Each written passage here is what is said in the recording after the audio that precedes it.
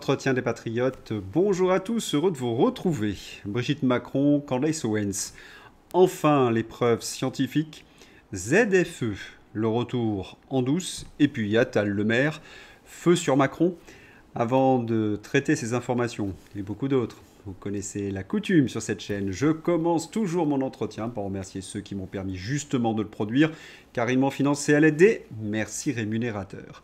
Et aujourd'hui sont à l'honneur des fidèles parmi les fidèles: Pascal Béard, Thomas Bouchard, Véro Dodo, Vénus Demilo, Philippe Bohen, Michel C. et David 13. Merci à eux du fond du cœur. Et puis je tenais à vous remercier pour votre soutien indéfectible. Oui, il faut aider la réinformation en ces temps de graves menaces sur la liberté d'expression. Alors comment faire? Eh bien c'est simple, il suffit de lever le petit pouce, écrire de gentils messages, diffuser sur d'autres réseaux sociaux et puis surtout, n'oubliez pas d'activer la cloche notification. Les cloportes macronistes se rebiffent. C'est feu sur Macron. Quel saccage! Bruno Le Maire, dit le dilaté, sort de son silence et tire à boulet rouge sur la dissolution qui a coupé net la réindustrialisation et le désendettement. Je crois qu'on aura tout entendu, parce que Bruno Le Maire, c'est le ministre des Finances qui a maquillé les comptes publics en 2024 pour que la Macronie ne prenne pas une grosse raclée aux élections de 2024. C'est également ce ministre des Finances qui a menti devant la commission d'enquête sénatoriale sur le dérapage budgétaire. Un cador, ce nono. Idriss, le plan de Nono pour réindustrialiser et désendetter la France était donc aussi solide que celui pour provoquer l'effondrement de l'économie russe. Comme le dit si bien le Poudré, plus c'est gros, plus ça passe. Ah, vous n'entendez pas un écho ? Si, ce week-end à Arras, Gabriel Attal, le fameux pistonné de la République. L'origine première de cette instabilité, c'est la décision de dissoudre l'Assemblée nationale. L'origine de l'instabilité, c'est la dissolution. Gabriel Attal tacle Emmanuel Macron et se projette en 2027 pour tourner la page du chaos. Décidément, il y a de l'écho. Vous n'entendez rien ? Ah si, Édouard Philippe. Emmanuel Macron est parfois manifestement trop audacieux. Je lui en veux beaucoup d'avoir pris cette décision de dissoudre l'Assemblée nationale. Il a rendu un très mauvais service au pays. Cela sonne comme une évidence. Les rats quittent le navire. Macron est tellement détesté par les Français que tous ces macronards en ont assez de tirer le boulet Manu. Alors que font-ils? Ils le flinguent. Mais est-ce que les Français vont être dupes de ce narratif? Ce n'est pas de ma faute, c'est le Manu? On va accepter longtemps cette métamorphose des cloportes.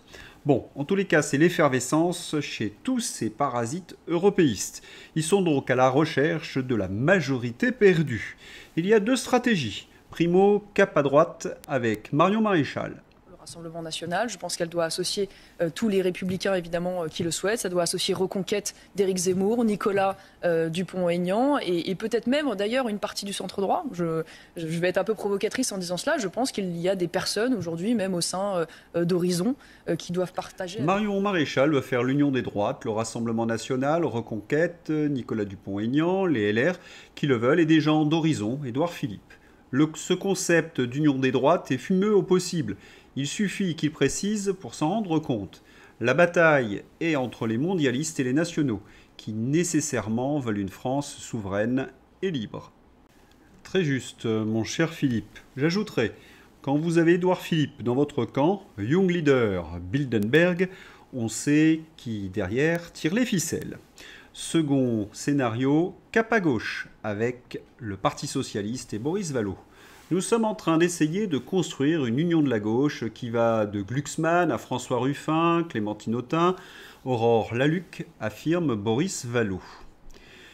Le Premier ministre, le corps nul, veut s'ouvrir aux socialistes pour sauver son budget. Wauquiez réclame un contrat de gouvernement, preuve que LR est prêt à gouverner avec Macron et le PS en échange de garanties et de postes.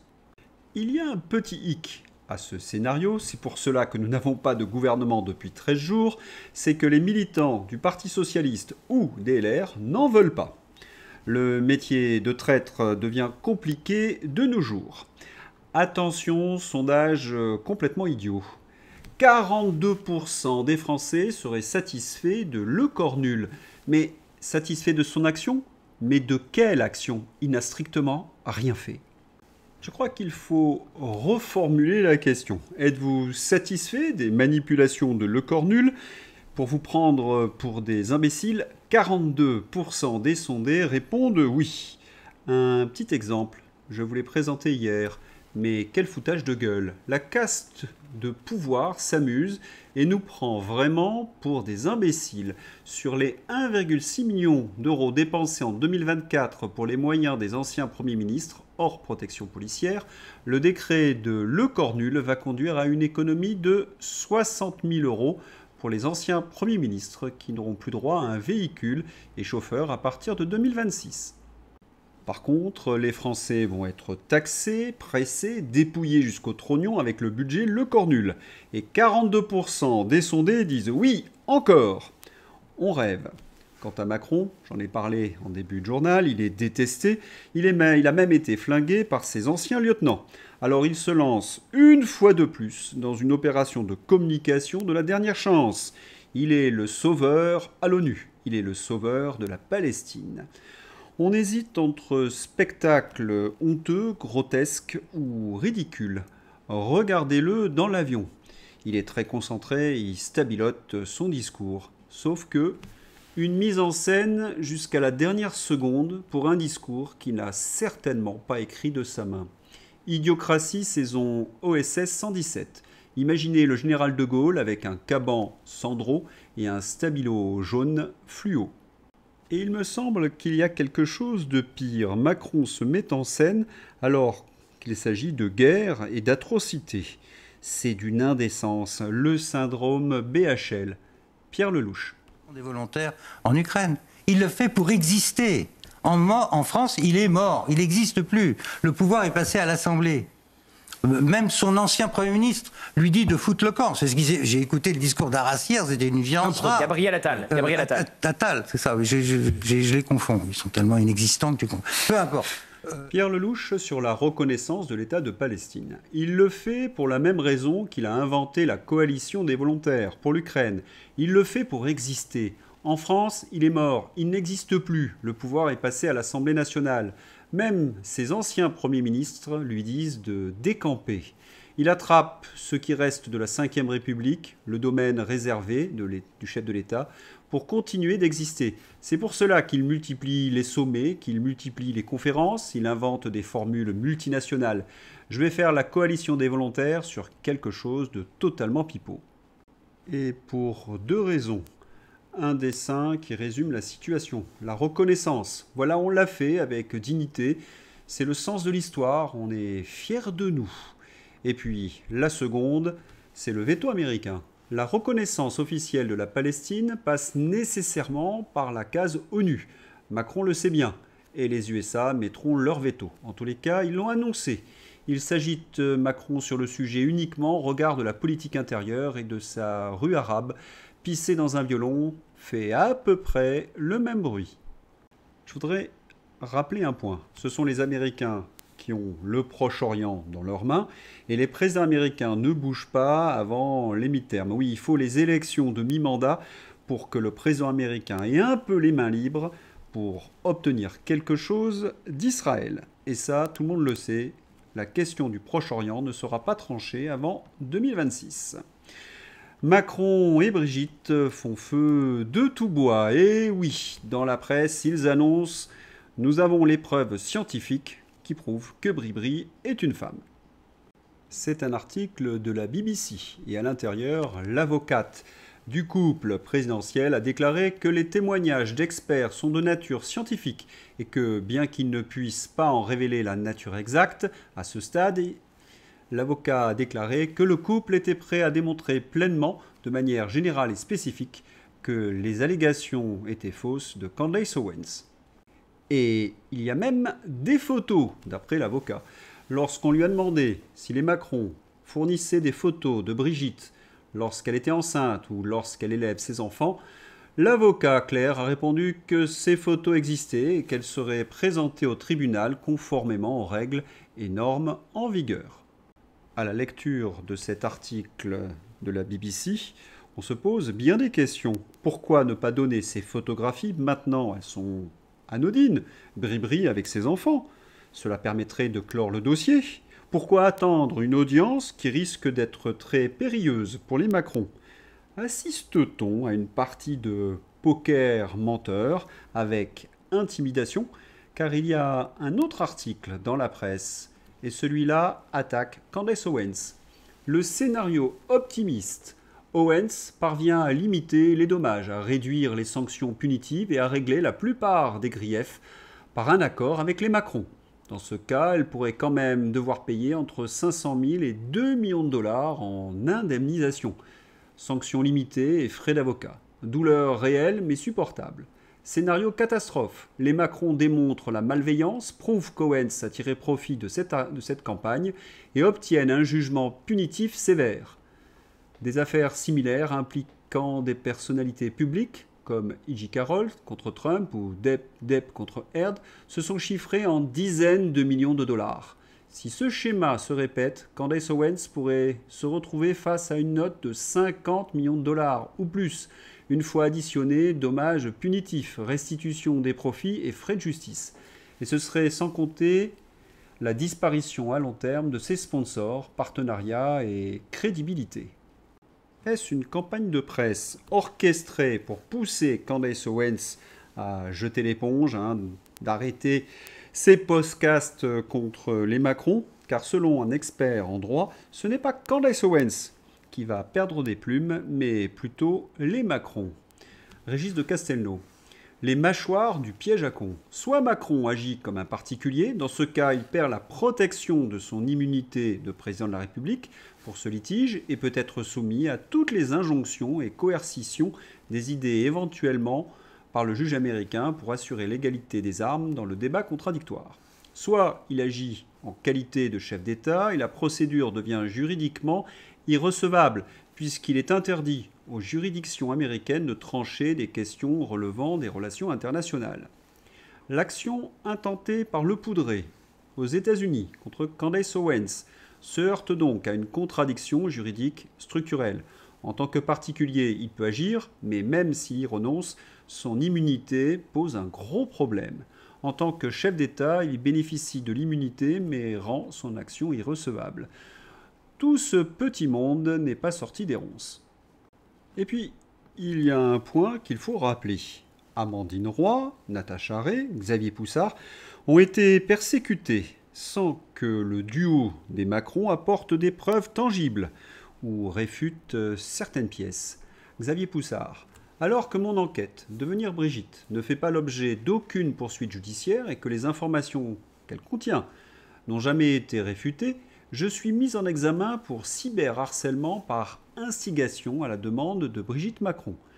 Et je serai ce soir à 19h chez Mike Borowski sur GPT officiel pour livrer en exclusivité le contenu de mon audition par la Digos, la police politique italienne. En définitive, la stratégie de défense des perturbés d'Amiens les accuse plus que jamais. Ils persécutent les lanceurs d'alerte sans jamais apporter la moindre preuve. Les ZFE reviennent-elles en douce? Alexandre Jardin. Bonjour, je suis très en colère parce que cette nuit, en lisant un post qui est cité en dessous, je prends conscience de l'énormité du retour des ZFE par en dessous, en faux cul, avec le système nouveau en 2026 des contrôles techniques qui vont en gros recaler de 40 à 50% des voitures. Et donc, la France populaire qui a ses voitures va devoir payer en pleine crise de pouvoir d'achat. C'est à se demander si les gens qui prennent ces décisions vivent sur Mars ou sur la Terre. Donc, regardez ce que j'écris dans le post, regardez ce que cet homme écrit en dessous, prenez conscience de ce qui arrive. C'est le retour des ZFE déguisés pour virer le peuple. Pour lui interdire toute possibilité de transport progressivement. C'est vraiment un coup de pute. Donc rejoignez la résistance, Le mouvement des gueux ne peut pas gagner toutes les batailles si on n'a pas un vrai soutien populaire. On est déjà des milliers, mais maintenant il faut qu'on soit des dizaines de milliers. Il faut qu'à un moment, la France traitée comme des gueux dise non, pas en période de crise de pouvoir d'achat. Non, c'est juste pas possible d'allonger encore des factures. Voilà, rejoignez la résistance des gueux sur le site des gueux. Inscrivez-vous et puis on va gagner. Cause après cause, bataille après bataille, on va redonner au pays l'habitude de la victoire. Contrôle technique 2026. La guerre sociale repart contre les gueux méprisés. Notre réel, il s'en moque. Eh oui, une ZFE généralisée à toutes les routes surgit, l'équivalent d'une ZFE déguisée. Les politiques ne lâchent jamais. En janvier, le contrôle technique durcit considérablement ses règles et devient une machine à exclure, à punir, à rançonner, à empêcher de travailler. Un voyant moteur ou ABS, recalé. Un diesel Euro 4 ou 5 bien entretenu, recalé. Un petit jeu dans la suspension, recalé. Une micro-fuite d'huile, recalé. Résultat, c'est 40 à 50% des véhicules qui échoueront dès la première visite. C'est fait pour, ils le savent, c'est le but. Réparation forcée à des centaines ou milliers d'euros. Voiture de 10-15 ans envoyée à la casse. Marché de l'occasion détruit alors que le prix des voitures neuves est inaccessible aux gueux car il explose. C'est bien toute la machinerie de guerre européiste et escrologiste qui s'est mis en branle contre le peuple, contre les gueux. Empêcher la mobilité, attaquer les voitures d'occasion et détruire l'industrie automobile. L'usine Stellantis de Poissy, dernier site d'assemblage automobile d'Île-de-France, va suspendre sa production pendant 3 semaines en octobre. Un arrêt inédit qui ravive les inquiétudes sur l'avenir du site et de ses 2000 salariés. Et vous connaissez les raisons de l'arrêt des chaînes de production. Les normes européennes ont fait flamber le coût des automobiles. Dès lors, les ventes s'effondrent. Ils sont en train de tuer notre fleuron national. Et ça continue encore et encore. EDF livre ses centrales nucléaires à Amazon. La boîte de Jeff Bezos va assurer la maintenance prédictive des pièces détachées des centrales nucléaires. Le parc nucléaire français va-t-il bientôt ne plus avoir de secret pour le renseignement US ?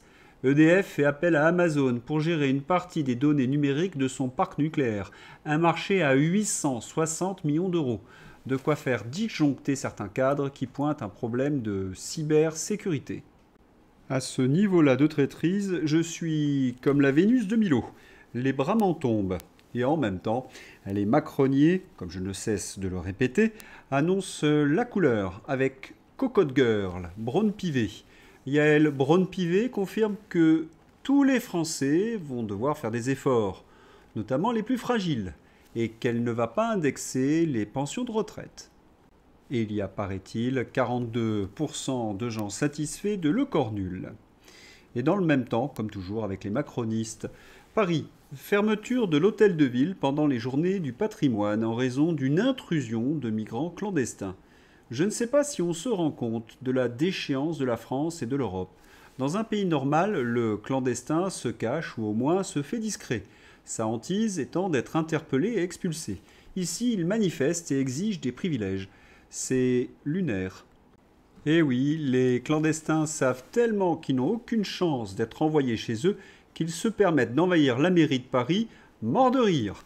Les mineurs isolés coûtent 2 milliards d'euros par an aux contribuables, soit l'équivalent de construire un sous-marin nucléaire nouvelle génération chaque année, 200 km de lignes LGV, une centrale nucléaire tous les 2 ans, instaurer la gratuité sur tous les TER, subventionner l'installation de 100 000 jeunes agriculteurs, rénover intégralement Notre-Dame 2 fois par an. Et encore, ce sont les coûts directs. Les coûts indirects doivent s'élever à plusieurs dizaines de milliards d'euros. Et puis il y a ça. À son arrivée en France, l'assassin de Philippines a été reconnu mineur isolé. Il a donc été pris en charge par l'aide sociale à l'enfance. Nourri, logé, blanchi dans ce château du Val d'Oise. Couverture santé totale. Scolarisation plus cours de français. Un suivi administratif avec tuteur attitré. Accompagnement notamment psychologique. On estime qu'il y aurait jusqu'à 47 000 mineurs isolés pris en charge par l'État. Et tout ça vous coûte environ 2 milliards d'euros par an. Cette politique européiste de submersion migratoire est rejetée dans tous les pays européens. Espagne, Italie, Allemagne, Autriche ont connu des manifestations monstres. Dernier pays à se révolter, la Hollande. Hollande, des manifestations contre l'immigration éclatent également. Il aura fallu du temps pour que les peuples européens réagissent. J'en profite pour rappeler que les responsables, ce sont les traîtres qui ont autorisé à organiser cette invasion et non pas les migrants. Il y a un leader qui s'est dégagé de ces manifestations, une jeune femme, inspirée par Charlie Kirk et Tommy Robinson, qui est Else Rechts, la jeune influenceuse anti-immigrant qui a mis le feu aux Pays-Bas. L'influenceuse de 26 ans, se disant fière que Dieu soit de droite, est à l'origine de la manifestation anti-immigration qui a dégénéré aux Pays-Bas. Elle incarne le visage d'un nouveau nationalisme dans le royaume. Il est à noter qu'elle a condamné les violences en marge de la manifestation. Elle accuse les antifas et les hooligans. Tiens, puisqu'on parle d'antifa. Les antifas seront reconnus dans les prochaines heures aux États-Unis comme une organisation terroriste nationale. Un décret correspondant sera signé par Donald Trump aujourd'hui. Caroline Leavitt. Et nous allons aussi, le plus important, examiner qui finance les antifas et qui finance ces autres groupes violents d'extrême gauche que nous avons vus perpétuant tant de crimes et de désordres à travers notre pays. Eh bien, c'est fait. La milice de Soros enfin dissoute, Donald Trump signe un décret pour classer officiellement les antifas comme organisation terroriste. On attend que cette milice soit aussi classée de la même façon en France. International. Après la fake news du brouillage GPS de Pustula par les Russes, voici quelques éclaircissements des drôles de drones qui auraient attaqué la Pologne. Aucun des drones retrouvés n'était équipé d'armes ou d'explosifs, reconnaît Donald Tusk concernant les événements du 10 septembre. Vous imaginez la déception, la tristesse chez tous ces va-t-en-guerre. Caramba, encore raté! Et oui, ce n'était que du brouillage ukrainien et une belle barbouzerie. Mais à Bruxelles, on ne renonce jamais. Des avions russes auraient pénétré dans le ciel estonien. Malgré l'interception de ces avions par l'OTAN, la Russie nie avoir bafoué l'espace aérien estonien. Le vol s'est déroulé sans bafouer les frontières, affirme Moscou, qui dément l'accusation de Tallinn après l'interception de 3 avions militaires par l'OTAN. Mais que s'est-il passé? Le général Pinatel. L'espace aérien estonien bafoué par 3 MiG russes le 19 septembre est une affaire banale et récurrente, montée cette fois-ci en épingle, une fois de plus, par tous les bellicistes européens et leurs affidés médiatiques. Voici pourquoi. Au-delà des frontières terrestres, l'espace aérien international commence à 12 miles des côtes, 22 km. La largeur minimale du golfe de Finlande, où cet incident s'est produit, est d'environ 75 km. Elle est souvent mesurée entre la péninsule de Porkala en Finlande et la ville de Tallinn en Estonie. La largeur maximale du golfe peut atteindre jusqu'à 130 km à son ouverture sur la mer Baltique. La largeur moyenne se situe donc entre ces deux valeurs, soit approximativement 100 km. Donc si on prend comme référence les côtes, il reste 100 moins 2 x 2, un couloir de moyenne de 56 km d'espace international.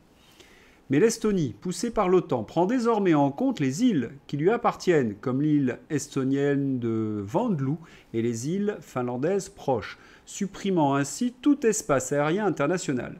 Sur cette base, des incidents de bafouement de l'espace aérien se produisent d'ailleurs très souvent, car c'est le seul couloir dans l'espace aérien international qui permet de relier par avion Saint-Pétersbourg à l'enclave russe de Kaliningrad, comme je le montre sur le graphique. Les Russes sont décidés à faire respecter leur droit de passage, si on ne prend en compte que les traits côtiers, ce qui est généralement le cas, sauf comme l'Estonie le pratique, démontrant la volonté de créer des incidents aériens à répétition. Il faut également rappeler qu'il y a quelques semaines, on avait été averti qu'il allait se passer quelque chose dans cette zone. Voilà, c'est fait. Les fous de guerre nourrissent leur narratif. Très inquiétant une fois de plus. Sinon, Ne ratez pas le bulletin 256 de Xavier et sa fameuse carte, j'ai envie de dire légendaire, des questions, des opérations militaires. Pour finir cette page internationale, un fait historique, Alain Juillet, ancien patron de la DGSE, rappelle que Vladimir Poutine avait fait la demande pour une entrée de la Russie dans l'Union européenne. Un refus de Merkel. Ah, si la Russie était entrée dans l'Union européenne, nous aurions eu une énergie bon marché, gaz et pétrole, si nécessaire à nos industries et à notre compétitivité. Mais au lieu de cette belle alliance, on a ça. Pendant qu'on se focalise sur le pseudo-débat politicien français, la Commission européenne avance ses pions. Elle annonce vouloir créer 5 taxes pour alimenter le futur budget de l'Union européenne, qui va augmenter de 67% à 2000 milliards d'euros. 5 taxes qui rapporteront 122 milliards d'euros par an. Parmi ces 5 taxes, une taxe de 0,1% sur le chiffre d'affaires des entreprises nommée la ressource propre pour l'Europe. Une taxe additionnelle sur le tabac. Soumission et raquette ou révolte par le Frexit ? Eh bien, ma transition est toute faite avec ce coin des patriotes. Vous êtes nombreux à me demander qu'en est-il de la pétition de Philippe de Villiers. Philippe de Villiers appelle tous les pétitionnaires à faire passer le lien sur le référendum immigration qui fait paniquer tous les partis. Déjà ce lundi à 16h25, il y avait plus d'1 810 000 signatures. Philippe de Villiers vise 2 millions, puis 2,5 millions. On va y arriver. Le lien est bien évidemment dans ma description. Toujours le coin des patriotes. Hein, mais que vient faire François Hollande dans notre coin patriote? Vous allez comprendre. Le CICE, c'est son bébé. Et le sujet est sensible pour l'ancien président. Interrogé sur l'efficacité de ses aides publiques aux entreprises, François Hollande s'est dit fier des 100 000 emplois créés en 6 ans. Coût de l'opération, 100 milliards. Bon, vous ne voyez pas le rapport avec les patriotes? Patience. L'excellent économiste Jacques Sapir avait été consulté par le tandem Macron-Hollande en 2012 sur le coût de l'euro. Le récit de ces entretiens. Début août 2012, je rencontre 1 heure entière Emmanuel Macron et je lui explique notre méthodologie et les calculs économiques qui le dépassent quelque peu. Au bout de l'heure, François Hollande fait éruption dans la pièce. La discussion reprend à 3 et porte sur le coût pour l'économie française et l'impact en matière de chômage de l'euro. François Hollande semble cette fois plus ébranlé par mes arguments, qui sont confortés par certaines remarques du poudré. À la fin, il me demande si des aides spécifiques pourraient contrebattre les effets négatifs de l'euro. Ma réponse est oui, mais le coût pour le budget serait croissant dans le temps. Macron dit donc nous avons un choix entre une décision politique et une décision budgétaire. Hollande opine et on en restera là. Je suis cueilli à froid par un journaliste à ma sortie de l'Élysée et je réponds évasivement à ses questions.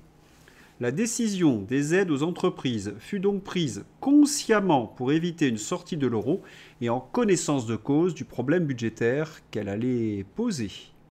J'ai parlé et sauvé mon âme, dixit et Salwawi animam meam. Tous nos dirigeants, de Sarkozy en passant par Hollande et Emmanuel Macron, savent que l'euro est en train de tuer notre économie, de tuer notre compétitivité. Et ils laissent faire. On ne pourra donc pas redresser notre pays sans sortir de l'euro et forcément faire le Frexit. Philippe Murer.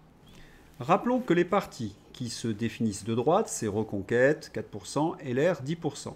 Je respecte les gens de droite. Je comprends leur volonté d'ordre au lieu du chaos. Mais l'union des droites, c'est donc 14% avec le boulet LR. Le RN se dit ni de droite ni de gauche. Comment faire une union des droites avec un parti qui n'est pas de droite? Les Patriotes, Nicolas Dupont-Aignan, Asselineau, le MPC, gaulliste, donc ni de droite ni de gauche. Tout ça, ce n'est que du marketing politique et cela n'a aucune consistance. Et oui, la vraie ligne de fracture, ce sont les souverainistes contre les européistes. Et les européistes deviennent de plus en plus dangereux pour notre pays. Valérie Hayet, Bécassine en chef. Face au chamboulement du monde, on doit accélérer, on doit passer à une Europe plus intégrée, à une Europe plus fédérale. Je n'ai pas peur de dire les mots. Manifestement, elle ne comprend pas ce qu'elle dit. Les macronistes. le disent ouvertement. Ils veulent une Europe fédérale et une France, pauvre province administrée par Bruxelles, soumise aux juges européens, aux diktats des lobbies et de la finance. La fin d'une histoire de 1000 ans, c'est leur projet, mais dégagez. Frexit et vite. Il va falloir rafraîchir la mémoire de cette pauvre Valérie Hayé. Et j'ai fait cette politique parce que j'ai le sentiment qu'un continent est en train de s'organiser et que la France doit s'intégrer librement dans la nouvelle Europe. Qui a prononcé ces paroles? Pierre Laval. Allez, pour finir cette page patriote, Nono, le dilaté, en veut à Bruxelles. Bruno Le Maire, la technostructure bruxelloise tue l'industrie européenne. C'est bien Bruno, ça fait 15 ans que les souverainistes se battent pour sauver notre industrie et notre économie détruite par l'Union européenne et son euro, le Frexit ou la disparition. Merci de le reconnaître enfin. Allez, c'est l'heure d'ouvrir la page Fantaisie avec Pédiavenir. Une étude confirme que le piston est plus efficace que le diplôme ou l'expérience pour trouver du travail en France. Il dit pas des trucs faux, lui, d'habitude? Oui, mais il a dû penser à Le Cornul et Gabriel Attal. On a besoin d'aide. Quelqu'un pourrait me donner une vraie différence entre ces deux agents atlantistes mondialistes? On a l'impression que les Américains fabriquent à la chaîne des tocards. Macron, Raphaël Glucksmann et Louis Sarkozy. Encore un scandale de Rotaillot et de la Macronie. Le copain de Rotaillot, Laurent Caillot, est mort dans une chemsex. On peut être copain avec le ministre de l'Intérieur et acheter et consommer des produits stupéfiants en toute impunité, mais ils sont tous fabriqués également à la chaîne chez les macronistes. Paris et ses escrologistes. Élise Goldfarb. Hidalgo est une femme qui a transformé Paris. En tant que piétonne et cycliste, elle a changé ma vie, elle a végétalisé mon quartier. Voilà qui est 100% éclairant sur la mentalité des escrololos. Ça a changé ma vie. Hidalgo pourrit la vie de 12 millions de franciliens, fait exploser la taxe foncière, plus 60% en 3 ans, anéantit les commerces, Rivoli, boulevard Saint-Germain, mais elle s'émerveille de 3 arbustes en pot. Et puis, parlons de la poissarde de l'hôtel de ville. Les frais d'Anne Hidalgo, maximum 20 000 € par an, sont légaux, transparents et publiés. Rien à voir avec un abus privé. Tout relève de l'exercice de sa fonction. Le vrai scandale, les manipulations populistes qui fabriquent de fausses polémiques. Dire que les frais d'Hidalgo sont légaux, transparents et publiés alors qu'il a fallu l'intervention d'un juge pour les lui arracher, il fallait oser. Mais plus c'est gros, plus ça passe. Pour l'outrance et l'indécence, ce bénéficiaire d'un emploi fictif est toujours au rendez-vous. Dans la rubrique « Il faudrait quand même que les gauchistes investissent dans la lunette ». À gauche, Erika Kirk, dont le mari vient d'être assassiné, soutenu par le président Trump et des millions d'Américains. Pour les médias français collabos, ce sont des images qui nous rappellent les heures les plus sombres de notre histoire, réduction ad Hitlerum. À droite, les bandéristes, mais là, pas de problème, au contraire, ils admirent. Il faudrait également que tous ces gauchistes travaillent un peu leur mémoire. Je leur conseille de prendre de l'huile de foie de morue. Ça m'inspire du dégoût et de la crainte. Tous les mouvements comme ça ont comme caractéristique de se victimiser et instrumentaliser leurs prétendus héros morts au combat, déclare Aurélie Filippetti, socialiste, à propos de l'hommage rendu à Charlie Kirk. Aurélie Filippetti. Biden a son moment. Il a un fort soutien dans la communauté afro-américaine, notamment parce qu'il a été vice-président d'Obama. Dans l'affaire George Floyd, il a su trouver les mots justes. Peut-être s'est-il révélé à l'occasion de cette crise. La même dame, Filippetti, était donc extrémiste il y a 5 ans. Pas de problème pour victimiser et instrumentaliser dans l'affaire Floyd. Internet n'oublie rien. Les 2 poids 2 mesures, leurs mensonges, leurs insultes, c'est fini. C'est fini pour cette page fantaisie. On va se quitter sur 2 tweets. Un tweet très juste de Pinsol Tiphaine. En 2006, une vérité qui dérange. Al Gore était le summum de la peur climatique. Ces 2 phrases résument magnifiquement l'escrololo milliardaire Al Gore. Il n'a pas sauvé la planète, il a monétisé votre anxiété. La vérité est que ces prédictions n'ont pas vocation à être ne serait-ce que 10% exactes, mais à 100% rentables. comme d'habitude, me direz-vous. Et puis, ce reportage dont je vous ai souvent parlé sur cette chaîne, il faut absolument le voir si vous ne l'avez pas déjà vu. Le reportage d'Evergreen USA 2017. Des militants imposent une journée sans blanc. Brett Weinstein refuse d'y s'y plier. Blocages et menaces suivent. Se rappeler ce point de départ pour comprendre la contre-révolution anti-woke en cours aux États-Unis. Le reportage est bien entendu dans ma description. J'espère que vous avez apprécié cet entretien. Je vous souhaite une excellente journée. À bientôt. Au revoir.